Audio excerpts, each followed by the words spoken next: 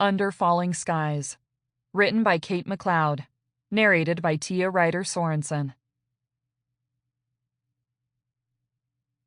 Chapter 1. The sun climbed ever higher in the sky, its bulbous red mass condensing to a tighter, wider heat as it ascended. Scout could feel it behind her, pounding on her back as she leaned over the handlebars of her bike.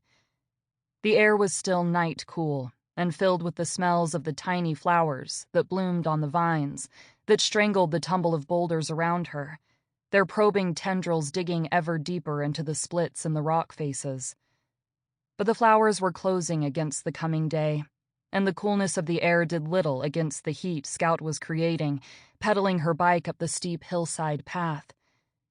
Now that the nighttime insects had ceased their buzzing choruses, the only sound was her own labored breathing, and the occasional skitter of loose rock cascading back down the hillside behind her.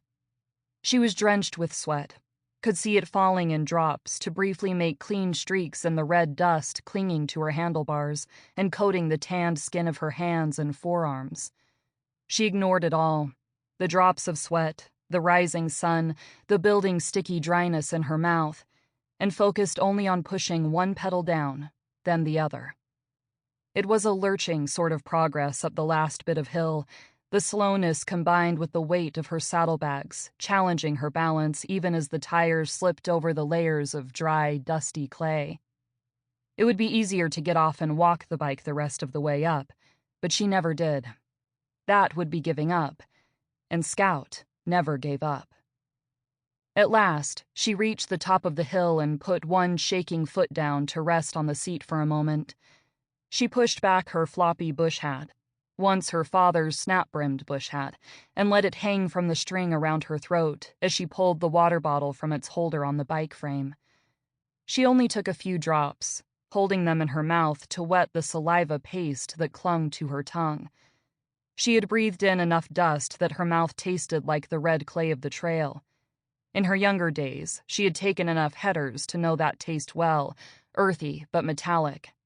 It always fought her attempts to rinse it away. She knew now not to even bother. She'd be tasting clay until she was in town. But then she could have a tall glass of darkly sweet Jolo. The Jolo's effervescence would take the taste of road clay out of her mouth, even before the sugar and caffeine high started hitting her.